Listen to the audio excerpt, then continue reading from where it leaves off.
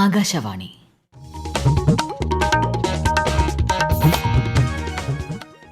നമസ്കാരം. പ്രാദേശിക വാർത്തകൾ വായിക്കുന്നത് സീന ആന്റണി.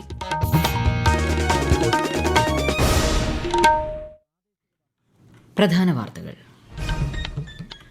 രാജ്യത്തെ സാധാരണക്കാർക്ക് വേണ്ടിയാണ് GST നിരക്കുകളിലെ പരിഷ്കാരമെന്നും നിരക്കുകൾ പ്രാബല്യത്തിൽ വരുന്നതോടെ നിത്യോപയോഗ സാധനങ്ങളുടെ വില കുറയുമെന്നും കേന്ദ്ര സർക്കാർ. റഷ്യയിൽ നിന്ന് എണ്ണ വാങ്ങുന്നത് തുടരുമെന്നും ദേശീയ താൽപര്യം മുൻനിർത്തിയായിരിക്കും തീരുമാനങ്ങൾ കൈക്കൊള്ളുകയെന്നും കേന്ദ്ര ധനമന്ത്രി നിർമ്മല സീതാരാമൻ. ഇന്ന് മൂന്നാം ഓണം. അവിട്ടം ദിനത്തിലെ ആഘോഷങ്ങൾക്കിടയിൽ പ്രകൃതിയുടെ നിറക്കൂട്ടുകൾ ചാലിക്കുന്ന നീലം പേരൂർ പടയണി ഇന്ന് പാലക്കാട് പല്ലശ്ശനയിൽ അവിട്ടത്തല്ലരങ്ങേറും. ശ്രീനാരായണ ഗുരുദേവന്റെ 171ാമത് ജയന്തി ആഘോഷങ്ങൾ നാളെ ഗവർണർ രാജേന്ദ്ര വിശ്വനാഥ് ആർലേക്കർ ഉദ്ഘാടനം ചെയ്യും. കേരള ക്രിക്കറ്റ് ലീഗ് കലാശ പോരാട്ടത്തിൽ നാളെ കൊച്ചി ബ്ലൂ ടൈഗേഴ്സും ഏരീസ് കൊല്ലം സെയിലേഴ്സും ഏറ്റുമുട്ടും. വാർത്തകൾ വിശദമായി. രാജ്യത്തെ സാധാരണക്കാർക്ക് വേണ്ടിയാണ് GST നിരക്കുകളിലെ പുതിയ പരിഷ്കാരമെന്ന് കേന്ദ്ര സർക്കാർ. പുതിയ GST നിരക്ക് പ്രാബല്യത്തിൽ വരുന്നതോടെ മിക്ക നിത്യോപയോഗ സാധനങ്ങൾക്കും വില കുറയും. ചെലവ് കുറയ്ക്കുക, ഉൽപ്പാദനം വർദ്ധിപ്പിക്കുക, സാമ്പത്തിക മേഖലയെ ഉത്തേജിപ്പിക്കുക എന്നീ ലക്ഷ്യങ്ങൾ പരിഷ്കരണത്തിനുണ്ട്. GST 2.0 വിപ്ലവകരമായ ഭരണപരിഷ്കാരമാണെന്ന് Thiruvananthapuram central GST technical superintendent Ashok Narayanan S Akashvani വാർത്തകളോട് പറഞ്ഞു. GST ഭരണപരിഷ്കാരം 2.0 സാധാരണക്കാർക്കും കൃഷിക്കാർക്കും കച്ചവടക്കാർക്കും ചെറുകിട സംരംഭകർക്കും വളരെ ആശ്വാസം നൽകുന്നതാണ്. നിത്യോപയോഗ സാധനങ്ങളുടെ നികുതി നിരക്ക് ഇനി മുതൽ ഏതാണ്ട് എല്ലാത്തിനും 5% മാത്രമാണ്. കൃഷിക്കാരുടെ ഉപകരണങ്ങളും ട്രാക്ടറും കീടനാശിനികളിലും ആരോഗ്യ മേഖലയിലെ നികുതിയും മറ്റും 5% കുറച്ചിട്ടുണ്ട്. ചെറിയ കാറുകൾ, മോട്ടോർ ബൈക്കുകൾ, സ്കൂട്ടറുകൾ, TV, AC, മറ്റു വീട്ടുപകരണങ്ങൾ ഇവയ്ക്കെല്ലാം 10% നികുതിയാണ് കുറച്ചത്. ഹെൽത്ത് ഇൻഷുറൻസ് സേവനങ്ങൾക്കും വിദ്യാർത്ഥികൾക്കുള്ള പഠന സാധനങ്ങൾക്കും ഇനി നികുതി നൽകേണ്ടതേയില്ല. ഇങ്ങനെ നോക്കുമ്പോൾ GST 2.0 വളരെ വിപ്ലവാത്മകമായ ഒരു ഭരണപരിഷ്കാരമാണ്.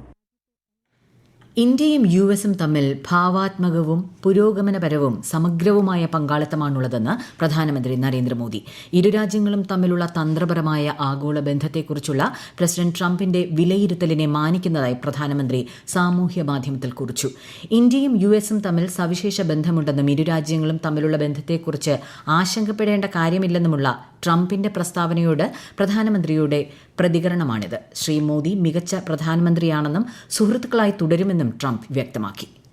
ഇന്ത്യ റഷ്യയിൽ നിന്ന് എണ്ണ വാങ്ങുന്നത് തുടരുമെന്നും ദേശീയ താൽപര്യം മാത്രം മുൻനിർത്തിയായിരിക്കും ഇതുമായി ബന്ധപ്പെട്ട തീരുമാനങ്ങൾ കൈക്കൊള്ളുകയെന്നും കേന്ദ്ര ധനമന്ത്രി നിർമ്മല സീതാരാമൻ. രാജ്യത്തിന്റെ ആവശ്യകതയും ചെലവും അടിസ്ഥാനമാക്കിയാകും തീരുമാനം. പുതിയ GST പരിഷ്കാരങ്ങൾ ഉപഭോഗം മെച്ചപ്പെടുത്തുമെന്നും മൂലധന ചെലവിനെ ബാധിക്കില്ലെന്നും ധനമന്ത്രി വ്യക്തമാക്കി. പ്രധാനമന്ത്രി നരേന്ദ്രമോദി വെള്ളപ്പൊക്ക ബാധിത സംസ്ഥാനങ്ങൾ സന്ദർശിക്കും. തുടർച്ചയായ മഴ ജമ്മു കശ്മീർ, പഞ്ചാബ്, ഹിമാചൽ പ്രദേശ് ഉൾപ്പെടെ ഉത്തരേന്ത്യയിലെ നിരവധി പ്രദേശങ്ങളിൽ നാശം വിതച്ചിരുന്നു. മഴയും മണ്ണിടിച്ചിലും മൂലമുണ്ടായ നാശനഷ്ടങ്ങൾ വിലയിരുത്തുന്നതിനായി മന്ത്രിതല കേന്ദ്ര സംഘം ഇന്നലെ ജമ്മു കശ്മീർ, റീസി, ഉദ്ധംപൂർ ജില്ലകൾ സന്ദർശിച്ചു. ശ്രീനാരായണ ഗുരുദേവന്റെ 171ാമത് ജയന്തി ആഘോഷങ്ങൾ നാളെ നടക്കും. വർക്കല ശിവഗിരിയിൽ രാവിലെ 10 ജയന്തി സമ്മേളനം ഗവർണർ രാജേന്ദ്ര വിശ്വനാഥ് ആർലേക്കർ ഉദ്ഘാടനം ചെയ്യും. തിരുവനന്തപുരം ചെമ്പഴന്തി ഗുരുകുലത്തിൽ ജയന്തി സമ്മേളനം വൈകിട്ട് 6:30 മുഖ്യമന്ത്രി പിണറായി വിജയൻ ഉദ്ഘാടനം ചെയ്യും. ആകാശവാണി തിരുവനന്തപുരം പ്രാദേശിക വാർത്താ വിഭാഗം അവതരിപ്പിക്കുന്ന പ്രത്യേക പരിപാടിയായ നല്ല വാർത്ത എല്ലാ ശനിയാഴ്ചയും വൈകുന്നേരം 6:40 പ്രക്ഷേപണം ചെയ്യുന്നതാണ്.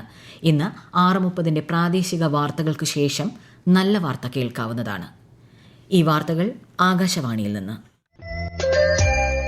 ആകാശവാണി വാർത്തകളും വാർത്താധിഷ്ഠിത പരിപാടികളും all India radio news Thiruvananthapuram YouTube ചാനലിലും all India radio news Thiruvananthapuram Facebook പേജിലും AR News_ തിരുവനന്തപുരം ഇൻസ്റ്റഗ്രാം അക്കൌണ്ടിലും AR News_TVM X ഹാൻഡിലും ലഭ്യമാണ്.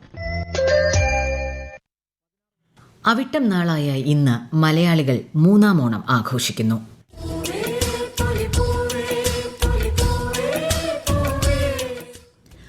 ആഘോഷ ആരവങ്ങൾക്കിടയിലും വ്യത്യസ്തമായ ആചാരങ്ങൾക്ക് കൂടി ഊന്നൽ നൽകിയാണ് മലയാളികൾ ഓണം കൊണ്ടാടുന്നത്. ബന്ധുവീടുകളിലെ സന്ദർശനവും സൗഹൃദ കൂട്ടായ്മകളുമാണ് മൂന്നാം ഓണത്തിന്റെ സവിശേഷത. തിരുവോണ സദ്യയിൽ ബാക്കിയാകുന്ന കറികൾ കൂട്ടിച്ചേർത്ത് പഴം കൂട്ടാൻ ഉണ്ടാക്കുന്നത് മൂന്നാം ഓണത്തിലെ പ്രത്യേകതയാണ്. തിരുവോണം സമൃദ്ധിയെ സൂചിപ്പിക്കുമ്പോൾ അവിട്ടനാളിലെ ഈ പഴങ്കൂട്ട വിഭവം ഭക്ഷണം പാഴാക്കാതെ ഉപയോഗിക്കുന്നതിനെക്കുറിച്ചും മലയാളിയെ ഓർമ്മിപ്പിക്കുന്നു.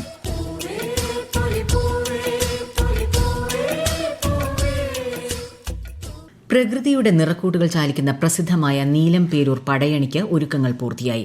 ഇന്ന് രാത്രി ചൂട്ടുവെളിച്ചത്തിന്റെ പൊൻപ്രഭയിൽ ആദ്യ പടയണി എഴുന്നള്ളും. ആലപ്പുഴ ജില്ലാ പ്രതിനിധി ആർ രവികുമാർ തയ്യാറാക്കിയ റിപ്പോർട്ട്. പരമ്പരാഗത ആചാരാനുഷ്ഠാനങ്ങൾ കൈവിടാതെ ഈ മാസം 21 വരെ വൈവിധ്യമാർന്ന പരിപാടികളാണ് ഇവിടെ നടക്കുന്നത്. 2 വലിയ അന്നങ്ങൾ ഉൾപ്പെടെ 50 അന്നങ്ങളാണ് നീലംപേരൂർ പൂരം പടയണിക്ക് എഴുന്നള്ളിപ്പിക്കുന്നത്. 2ാം ഘട്ടത്തിൽ കുടപ്പടയണിയാണ് അരങ്ങേറുന്നത്. 3ാം ഘട്ടത്തിൽ പ്ലാവിലപ്പടയണിയും 4ാം ഘട്ടത്തിൽ കുരുത്തോലപ്പടയണിയും നടക്കും. ഓണാഘോഷങ്ങളോടനുബന്ധിച്ച് ഇന്ന് പാലക്കാട് പല്ലശനയിൽ അവിട്ടത്തല്ല് അരങ്ങേറും. തിരുവോണനാളിൽ നടന്ന ഓണത്തല്ലിന്റെ തുടർച്ചയായാണ് ഇന്ന് അവിട്ടത്തല്ല് നടക്കുക. വിശദാംശങ്ങളുമായി പാലക്കാട് ആകാശവാണി ജില്ലാ പ്രതിനിധി ഫൈസൽ അലിമുത്ത്. ഇന്നലെ പല്ലശന തല്ലുമന്നത്താണ് 7 കുടി സമുദായങ്ങളിലെ യോദ്ധാക്കളുടെ ഓണത്തല്ല് അരങ്ങേറിയത്. തല്ലിന്റെ പൊടിപൂരം ആസ്വദിക്കാൻ നിരവധി പേരാണ് ഇന്നലെ പല്ലശനയിൽ ഒത്തുകൂടിയത്. ഇന്ന് വൈകിട്ട് വേട്ടക്കരിമൻ ക്ഷേത്രത്തിലാണ് നായർ ദേശക്കാരുടെ അവിട്ടത്തല്ല് നടക്കുക. ക്ഷേത്രാങ്കണത്തിൽ 10 വയസ്സിന് താഴെയുള്ള കുട്ടികളുടെ നേർച്ചത്തല്ലും ഉണ്ടാകും. ശബരിമലയിൽ അവിട്ടം ദിനത്തിൽ സുഗമമായ ദർശന ഭാഗ്യത്തിൽ തിരുവോണ സദ്യയുണ്ട് ആയിരങ്ങൾ. കൂടുതൽ വിവരങ്ങളുമായി ആകാശവാണി പത്തനംതിട്ട ജില്ലാ പ്രതിനിധി ശ്രീജി എസ് ശ്രീധർ. രാവിലെ 10:30 വിഭവസമൃദ്ധമായ അവിട്ടം ദിന സദ്യ സന്നിധാനത്ത് ആരംഭിച്ചു. തന്ത്രി കണ്ഠരര് മഹേഷ് മോഹനര്, മേൽശാന്തി അരുൺകുമാർ നമ്പൂതിരി എന്നിവർ ആദ്യം അയ്യപ്പസ്വാമിക്ക് തൂശനിലയിൽ സദ്യ വിളമ്പി സമർപ്പിച്ചതോടെയാണ് തിരുവോണ സദ്യ ആരംഭിച്ചത്. പോലീസ് ഉദ്യോഗസ്ഥരുടെ വകയായാണ് സദ്യ നടന്നത്. തിരക്കില്ലാതെ സുഗമമായ ദർശനഭാഗ്യമാണ് ഇന്നും ഇന്നലെയുമൊക്കെയായി സന്നിധാനത്തെത്തുന്ന തീർത്ഥാടകർക്ക് ലഭിക്കുന്നത്. ഓണപൂജകൾ പൂർത്തിയാക്കി നാളെ വൈകിട്ട് 9 നടയടയ്ക്കും. കാണികളിൽ കൗതുകവും വിസ്മയവും പടർത്തി മെഗാ ഡ്രോൺ ഷോ. ഓണാഘോഷങ്ങളുടെ ഭാഗമായി തിരുവനന്തപുരം യൂണിവേഴ്സിറ്റി സ്റ്റേഡിയത്തിൽ നടക്കുന്ന ഡ്രോൺ ഷോ ഇന്നും തുടരും. രാത്രി 8:45 മുതൽ 9:15 വരെയാണ് പ്രദർശനം. കേരളത്തിന്റെ പൈതൃകവും ഓണത്തിന്റെ ആത്മാവും അവതരിപ്പിക്കുന്ന വിധത്തിൽ ആയിരക്കണക്കിന് ഡ്രോണുകളാണ് 20 മിനിറ്റുള്ള പ്രകടനത്തിൽ മാനത്ത് മിന്നിമറയുന്നത്. കേരളത്തിന്റെ വികസന പുരോഗതിയുടെ ചെറുചിത്രം മാത്രമാണിതെന്ന് ഡ്രോൺ ഷോ കാണുന്നതിനായി ചന്ദ്രശേഖരൻ നായർ സ്റ്റേഡിയത്തിലെത്തിയ വിനോദസഞ്ചാര മന്ത്രി PA മുഹമ്മദ് പറഞ്ഞു. സംസ്ഥാനത്ത് അമീബിക് മസ്തിഷ്ക ജ്വരം ബാധിച്ച് ഒരാൾ കൂടി മരിച്ചു. കോഴിക്കോട് മെഡിക്കൽ കോളേജ് ആശുപത്രിയിൽ ചികിത്സയിൽ കഴിഞ്ഞിരുന്ന വയനാട് മാനന്തവാടി സ്വദേശി രതീഷാണ് മരിച്ചത്. ഇയാൾക്ക് കരൾ, കിഡ്നി സംബന്ധമായ അസുഖങ്ങൾ ഉണ്ടായിരുന്നതായി ആരോഗ്യവകുപ്പ് അധികൃതർ അറിയിച്ചു. കഴിഞ്ഞ ദിവസങ്ങളിൽ കോഴിക്കോട് സ്വദേശിയായ 2 കുട്ടികളും മലപ്പുറം സ്വദേശിയായ ഒരു സ്ത്രീയും അമീബിക് മസ്തിഷ്ക ജ്വരം ബാധിച്ച് മരിച്ചിരുന്നു. നിലവിൽ 10 പേരാണ് ചികിത്സയിലുള്ളത്. ഒരാളുടെ നില ഗുരുതരമാണ്. കണ്ണൂർ ജില്ലയിൽ തുടർച്ചയായി പെയ്ത മഴ കാർഷിക മേഖലയിൽ വലിയ നഷ്ടമാണുണ്ടാക്കിയത്. മലയോര മേഖലയിൽ റബ്ബർ മരങ്ങളിൽ വ്യാപകമായി കൊണ്ടിരിക്കുന്ന കുമിൾ രോഗം കർഷകരെ ആശങ്കയിലാഴ്ത്തിയിരിക്കുകയാണ്. കൂടുതൽ വിവരങ്ങളുമായി ആകാശവാണി കണ്ണൂർ ജില്ലാ പ്രതിനിധി KO ശശിധരൻ.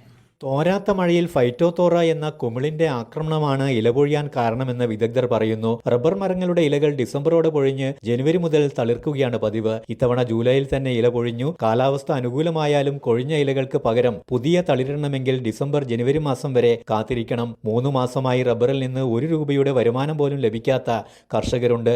ഇല പൊഴിഞ്ഞതോടെ ഉൽപാദനത്തിന്റെ 30 മുതൽ 50% വരെ കുറവാണ് ഉണ്ടാകാൻ പോകുന്നതെന്നും കർഷകർ പറയുന്നു. കേരള ക്രിക്കറ്റ് ലീഗ് കലാശ പോരാട്ടത്തിൽ നാളെ കൊച്ചി ബ്ലൂ ടൈഗേഴ്സും ഏരീസ് കൊല്ലം സെയിലേഴ്സും ഏറ്റുമുട്ടും. കാര്യവട്ടം ഗ്രീൻഫീൽഡ് സ്റ്റേഡിയത്തിൽ വൈകുന്നേരം 6:45 മത്സരം.